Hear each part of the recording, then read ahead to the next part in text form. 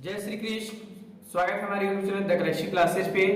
जैसा कि आप लोग देख पा रहे हैं topics surface area and volume of cuboid and cube, जो कि क्लास 9th में पढ़ना है, 8th में भी पढ़ना है आपको और 10th क्लास में भी पढ़नी है। तो सबसे पहले इस टॉपिक को पढ़ने से पहले मैं आपको कुछ कॉन्सेप्ट जो ऐसे 2D और 3D के बारे में बता रहा हूँ। 2D और 3D, ये 2D डायमेंशन और 3D डायमेंशन होता है क्या? तो एक चीज समझना होगा आपका कि हमें कौन सी क्लास में 2D डायमेंशन पढ़नी है और 3D डायमेंशन पढ़नी है। तो देखो 2D यानी डायमेंशन, और डायमेंशन का हिंदी होता है आयाम, और यहाँ पे 2D डायमेंशन उसे बोलते हैं जिसमें लेंथ और ब्रेथ हो। 2D डायमेंशन उसे बोलेंगे जिसमें लेंथ और ब्रेथ हो। 3D डायमेंशन उसे बोलेंगे जहां पे आपका लेंथ भी हो, ब्रेथ भी हो और हाइट भी हो। तो एक चीज आपने क्लियर कर चुका होगा कि डायमेंशन 2D डायमेंशन उसे बोलेंगे जिसमें लेंथ और ब्रेथ हो, लेकिन 3D डायमेंशन यानी लेंथ भी होगी, ब्रेथ भी होगी और हाइट भी होगा। अब बात यहाँ पे एक चीज आती है, जैसे हम लोग टॉपिक डाले हैं surface area and volume of cuboid and cube. तो आप सबसे पहले जानो एरिया, आखिर एरिया क्या होता है।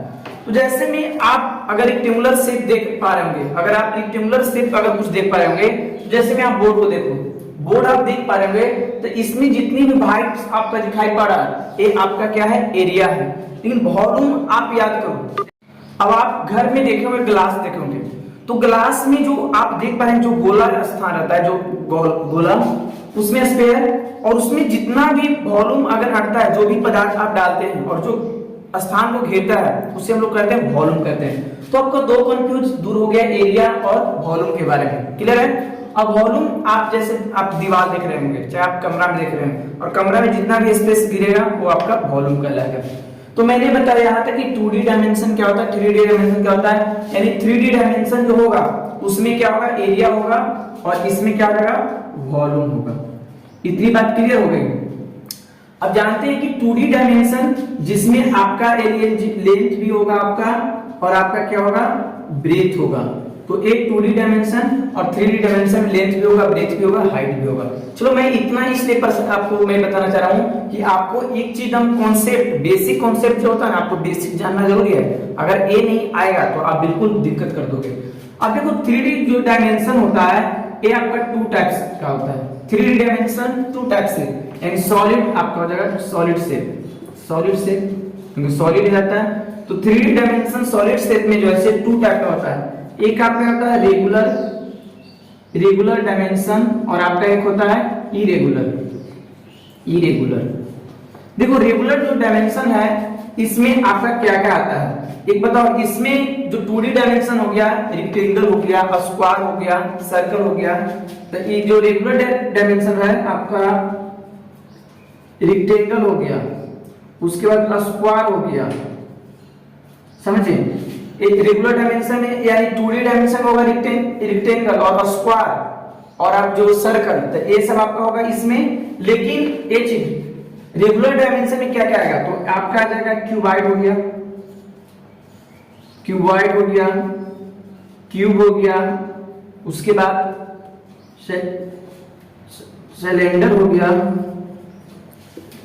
ये यानी क्यूबॉइड, क्यूब, सिलेंडर, ये आपका जो है रेगुलर डायमेंशन में। आखिर रेगुलर डायमेंशन क्या है किसको, तो देखो यदि आप जैसे बुक देख पा रहे हो, बुक में तो इसका जो है लेंथ है और हाइट है। चाहे आप जैसे ये समझो, जैसे मैं आप कमरा को देख रहा हूँ, तो कमरा सम जस्ट लाइक आपका ऊपर जितना रहेगा डिस्टेंस, यानी डिस्टेंस नहीं, आपका मैंने एक रेगुलर कहने का मतलब कि जो शेप में आपका दीवार है वो ऊपर यानी वो टॉप, नीचे वाले हम लोग बॉटम बोलते हैं, तो वो दोनों का उसका जो है आकार, जो साइज जो है सेम रहेगा। लेकिन 3D डायमेंशन में जैसे में इसमें आ जाएगा आपका स्फीयर हो गया, उसके बाद कोन हो गया। तो स्फीयर में देखा होगा गोला में कि ऊपर का शेप कुछ और आता है और नीचे का जो है कुछ और आता है। शंकु में भी उसी तरह देखे होंगे।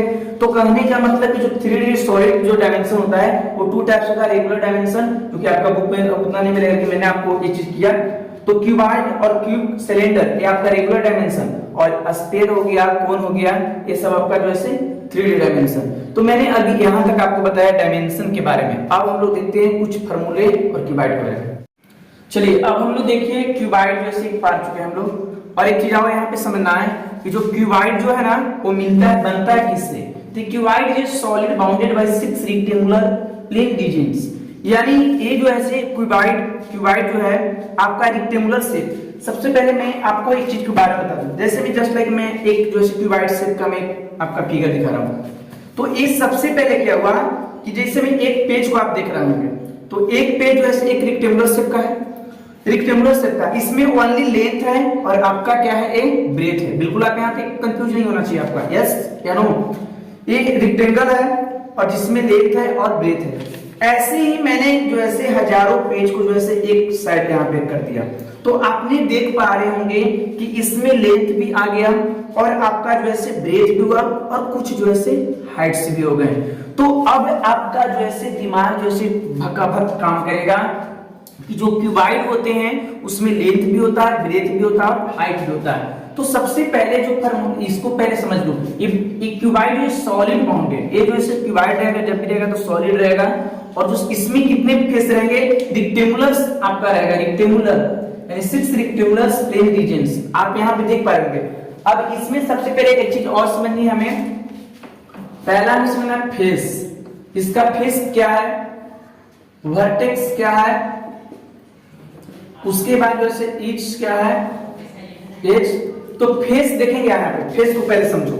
जैसे क्यूबाइड है तो इसका सतह कितना होता है, तो देखो ऊपर वाला को हम क्या बोलते हैं, टॉप बोलते हैं, नीचे वाला बॉटम। तो 1 2 3 4 5 और 6, तो फेस कितना होगा बच्चे आपका 6 होगा। ये ऑब्जेक्टिव में आपका पूछेगा। वर्टेक्स कितना होगा, तो वर्टेक्स सबसे पहले समझो, तो वर्टेक्स हो गया 1 2 3 4 5 6 7 8, तो वर्टेक्स आपका हो जाएगा 8 हो जाएगा। अब देखो इसमें किनारा कितना होगा, 8 कितना हो जाएगा, तो यहाँ पे मैं फिर आपको बताना चाहता हूं। जैसे हम सबसे पहले 1 हो गया, ऊपर वाला 2 3 4 5 6 7 8 9 10 11 12, तो आपका वर्टेक्स एज कितने हो जाएंगे, आपका 12 हो जाएगा। तो चलो आपने एक चीज समझ गया, फेस कितने होते हैं क्यूबाइड में 6, वर्टेक्स कितने होते हैं 8 और एज कितने होते हैं।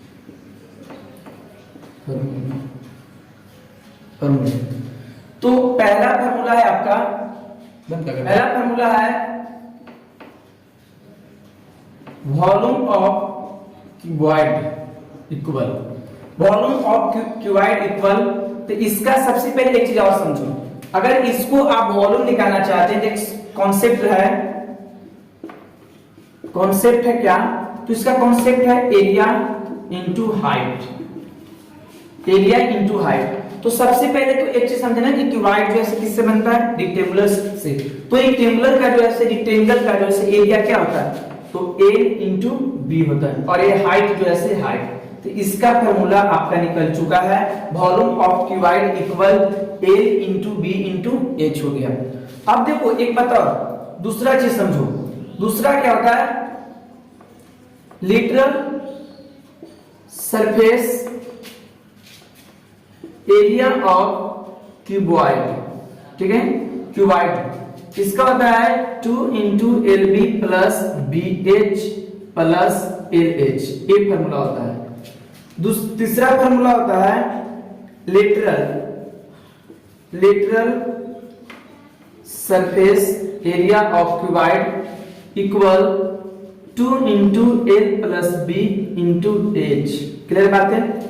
उसके बाद तीसरा जो चीज होता है आपका फोर्थ, 1 2 3 4 आपका formula diagonal of cuboid equal होता है root under L square plus B square plus H square.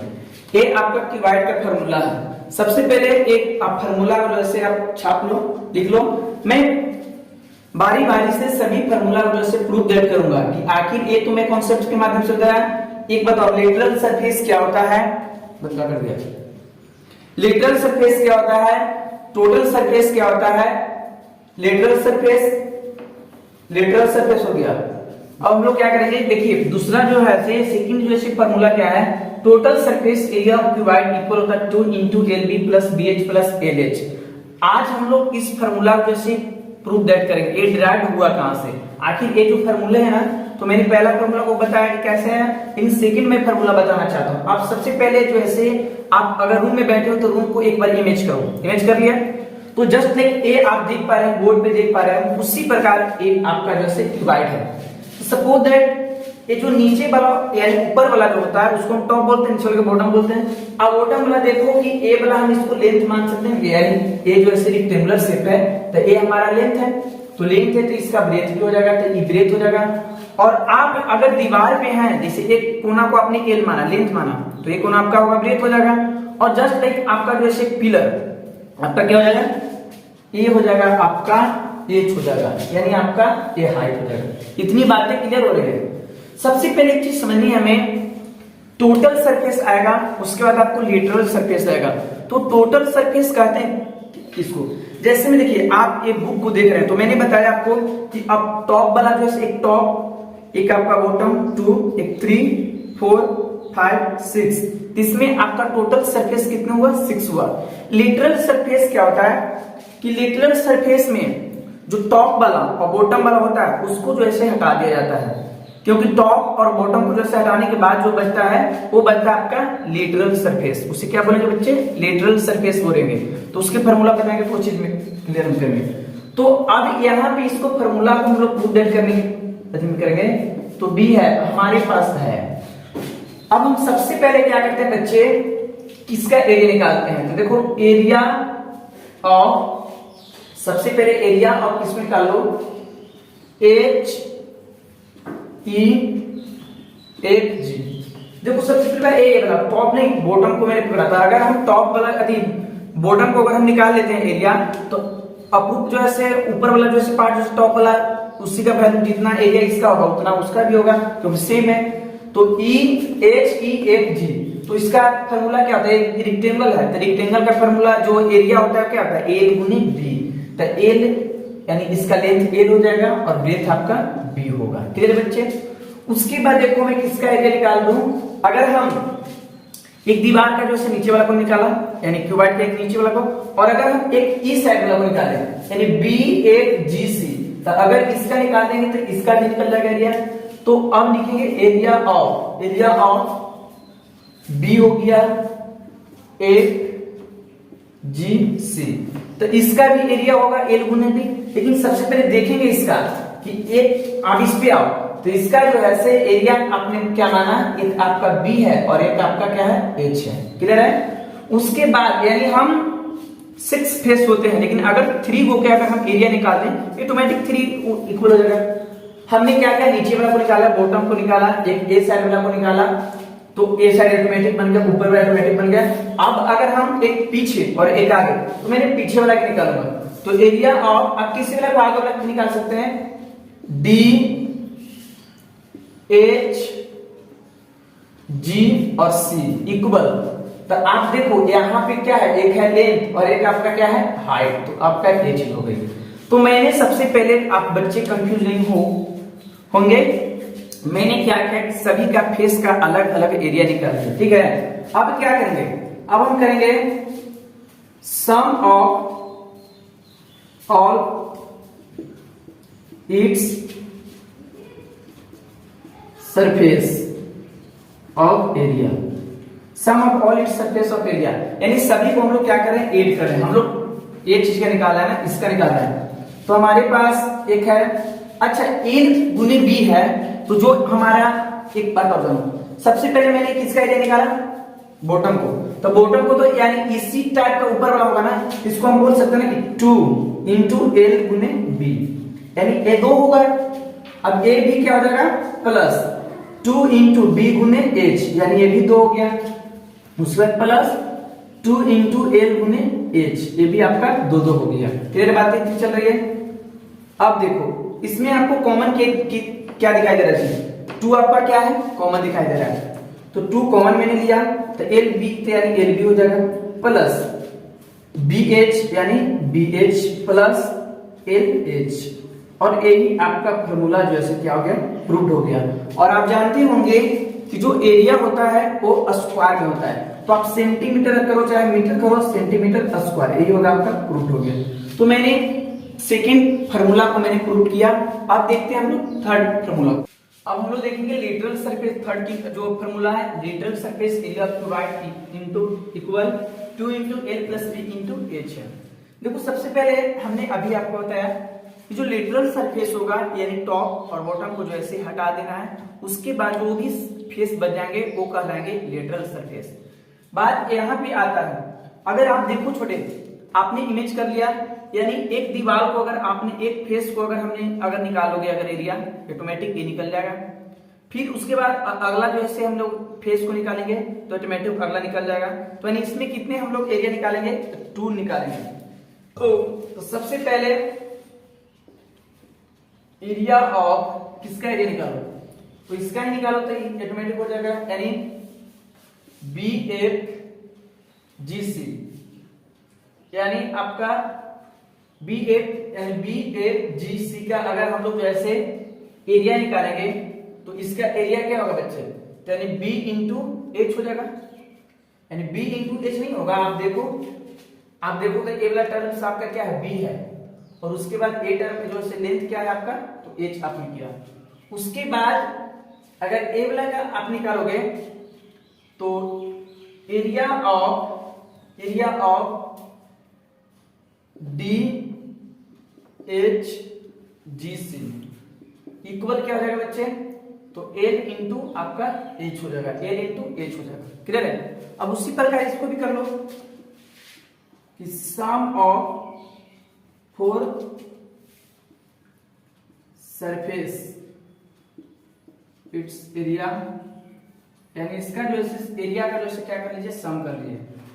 तो अब इसको निकालना है, तो एक बात और B × H, तो यहां भी क्या होगा, 2 होगा ना, तो 2 × B × H plus 2 × L × H, ये क्लियर हो गया। इसमें से कॉमन देखो आप, यहाँ पे 2 भी कॉमन है, यहाँ भी 2 है, यहाँ पे H है, यहाँ भी H है, तो आप कर सकते हो कि 2 और H क्या है आपका कॉमन है, तो 2 आपने कॉमन लिया, तो यहाँ पे क्या बचेगा, B बचेगा, यहाँ पे बचेगा आपका L बचेगा, और इनटू आपका क्या हो जाएगा H, यानी B + L, या L + B बोलो यार, तो वैसे कर देते हैं 2 × L + B × H, यही आपका जो है फार्मूला रूट हो गया। अगला देखेंगे। अब हम लोग देखते हैं लास्ट जो फार्मूला है डायगोनल ऑफ द क्यूबाइड। तो डायगोनल ऑफ क्यूबाइड का फार्मूला था √L² + B² + H²। ये बहुत आपका इंपॉर्टेंट है, और ये इंपॉर्टेंट तो सभी फार्मूले हैं, लेकिन इसको आपको थोड़ा समझनी पड़ेगा, थोड़ा माइंड लगाने पड़ेगा। इसमें आपका पाइथागोरस थ्योरम का यूज होगा। तो देखो सबसे पहले अगर डायगोनल होता है क्या, यानी इसको किसी भी आप रूम को, या आपका जो क्यूबाइड होता है या रेक्टेंगुलर शेप होता है, तो सबसे जो लॉन्गेस्ट डिस्टेंस होता है उसी को हम लोग डायगोनल बोलते हैं। तो सबसे पहले मैं आपको ये चीज बता दूं कि जैसे में आप एक रेक्टेंगुलर शेप देखो, रेक्टेंगुलर, और उसका जो सबसे लॉन्गेस्ट डिस्टेंस, अगर यहां से एक चीज बोला है, ये हमारा रेक्टेंगल है, तो इसका लॉन्गेस्ट डिस्टेंस क्या होगा बच्चे, यानी ये हमारा लॉन्गेस्ट डिस्टेंस होगा कि नहीं, यस या नो, यस। चलिए, तो अभी यहां पे हम क्या करेंगे बच्चे, लेकिन क्यूबाइड का निकालना है ना, तो क्यूबाइड का, तो आप चलो मैं समझाने का प्रयास करता हूं। जैसे किताब बुक है हमारा क्यूबाइड शेप का, तो इसका तो अगर हम रेक्टेंगल का अगर ये चीज मतलब रेक्टेंगल करें तो इसका यहां से लेकर यहां तक ये चीज हो सकता है, लेकिन जो इसका डायगोनल होता है क्यूबाइड का, तो इस फेस से लेकर यानी ई जो ऐसे कॉर्नर से लेकर यहां से लेकर ए वाला पार्ट, यानी ऊपर से लेकर नीचे तक जो आएगा, ये आपका क्या होगा, लॉन्गेस्ट डिस्टेंस। तो अब यहां पे हम क्या करेंगे कि सबसे पहले हम जानते हैं कि यहां से लेकर जो ए सतह होगा, यहाँ पे यहां से लेकर ए हमारा क्या होगा, लॉन्गेस्ट डिस्टेंस होगा। तो सबसे पहले हम क्या करेंगे कि एरिया जो से छोटा पहले रेक्टेंगल को निकालेंगे। चलो इसका हम निकालेंगे एरिया। तो आप देख पा रहे होंगे, आपने पाइथागोरस थ्योरम पढ़ा होगा, यदि जो एक राइट ट्रायंगल है यानी ए बी सी है, तो सम ऑफ 2 साइड इक्वल 1 साइड, यानी कहने का मतलब पाइथागोरस ने एक बताया था ना कि मैंने 2 साइड का जो है इक्वल बराबर जो है सबसे लॉन्गेस्ट साइड होता है।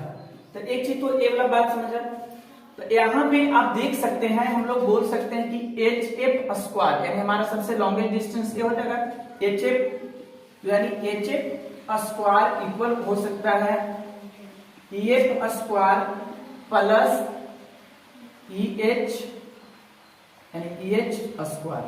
क्लियर बच्चे? तो अब यहाँ पे देखो एच एफ स्क्वायर इक्वल क्या होगा, कितने बच्चे नहीं समझ पा रहे होंगे। तो देखो यहाँ पे एच जो एफ है वो सबसे क्या है, लॉन्गेस्ट डिस्टेंस है ना, यानी मैंने एक ट्रायंगल का मतलब चीज किया तो सबसे लॉन्गेस्ट डिस्टेंस ई हो जाएगा, एच एफ हो जाएगा। अभी मैंने बताया कि देखो जो लॉन्गेस्ट डिस्टेंस होता है उसका equal square of equal some of two sides, तो यानी एच एफ स्क्वायर बराबर कर दिया ई एफ, यानी एक ए हमारा साइड हो गया और एक हमारा ई साइड हो गया, तो यानी ई एच स्क्वायर। क्लियर बात है? तो देखो ई एफ यानी ई एफ का मान कितना है, यानी ए स्क्वायर हम बोल सकते हैं ना, प्लस ई एच, तो ई एच का मान कितना हो जाएगा, यानी बी स्क्वायर हो गया। क्लियर बात है? मैंने इसका यानी एच एफ का मान जो है निकाल कर लेकर आ गया कितना, तो L square plus B square.